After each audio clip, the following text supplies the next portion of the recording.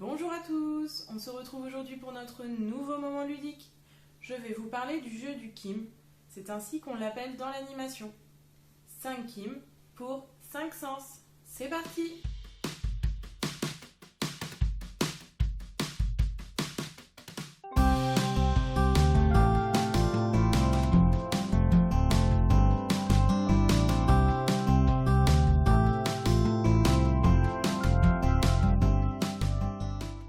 En travaillant les sens que sont l'ouïe, l'odorat, la vue, le goût et le toucher, votre enfant développera son éveil sensoriel, étape primordiale à l'apprentissage de la vie.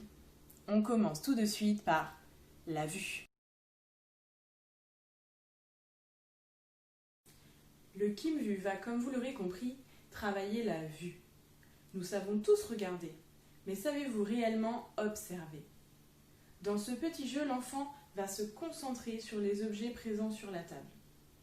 Je vais lui demander de fermer les yeux, je vais recouvrir le tissu, je vais retirer un objet et... Qu'est-ce qui a disparu? Vous pouvez travailler ce petit jeu sur différentes thématiques. Les figurines d'animaux, les fruits, les légumes, ici les couleurs, ou bien au hasard.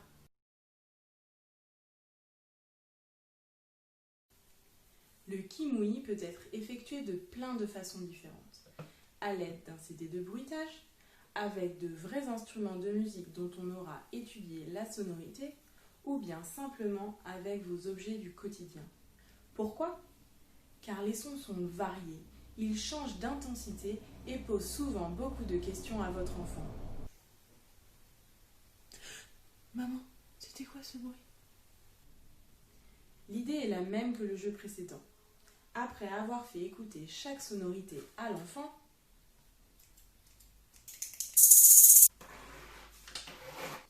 nous allons recouvrir le tissu.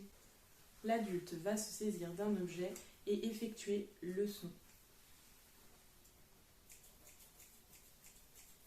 Bien sûr, en silence pour faciliter l'oreille. Alors, entendre est une chose, écouter en est une autre. Ce jeu permet à l'enfant de découvrir des textures et d'apprendre à les nommer. Cela lui permet de développer les capacités de sa main, outil indispensable à la vie de tous les jours. Ici, nous allons utiliser des fruits, mais vous pouvez également utiliser vos objets du quotidien. Cela lui permettra de découvrir des formes, des textures, des sensations. Et vous, vous diriez quoi?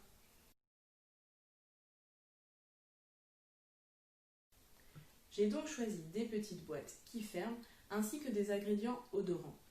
Menthe du jardin, café, paprika et chocolat. Prenez ce qui vous plaît. Cela peut aussi être des odeurs moins sympathiques. Une fois que vous aurez trouvé ce que vous voulez utiliser, mettez chaque ingrédient dans les petites boîtes. Après les avoir fermées, l'enfant se bande les yeux, choisit une boîte, l'ouvre et sent. Il doit donc deviner ce qu'il y a à l'intérieur. Ce dernier jeu est donc consacré au goût. Il est l'occasion de travailler sur les légumes, les fruits ou toute autre saveur. On placera dans de petits récipients de petites quantités pour ne pas gâcher. Ici, j'ai décidé de travailler le sucré, le salé, l'acide et l'amer en mettant respectivement du sucre, du sel, du citron et du pamplemousse.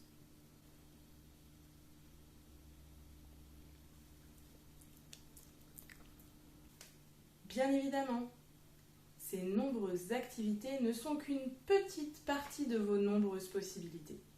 N'hésitez pas à être créatif en proposant par exemple un chemin des textures ou un tableau sensoriel. Et voilà, notre activité du jour est terminée.